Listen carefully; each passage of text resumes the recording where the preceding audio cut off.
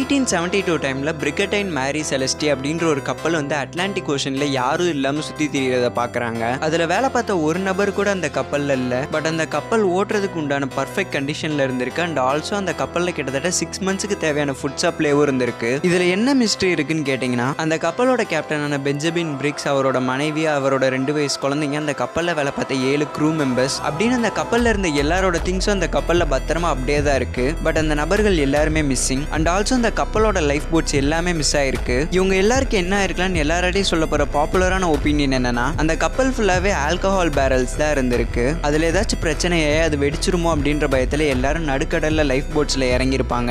But அந்த life bots எல்லாத்தையுமே கப்பலோட கட்டி வச்சிருந்திருப்பாங்க. திடீர்னு அந்த கயிறு ஏதோ ஒரு மிகப்பெரிய காத்தடிச்சதுனால அறுந்து போயிருக்கும். அதனால இவங்க எல்லாருமே நடுக்கடல்ல லைஃப் போட்ஸோடய மாட்டிக்கிட்டு இருப்பாங்க. அந்த கப்பல் மட்டும் தனியா இப்படி சுத்தி திரிஞ்சிட்டு இருக்கோம் அப்படின்னு சொல்றாங்க. பட் இன்னைக்கு வரைக்கும் அந்த கப்பல்ல இருந்தவங்களுக்கு என்னாச்சுங்கிறது ஒரு மிஸ்ட்ரியாவே தான் இருக்கு.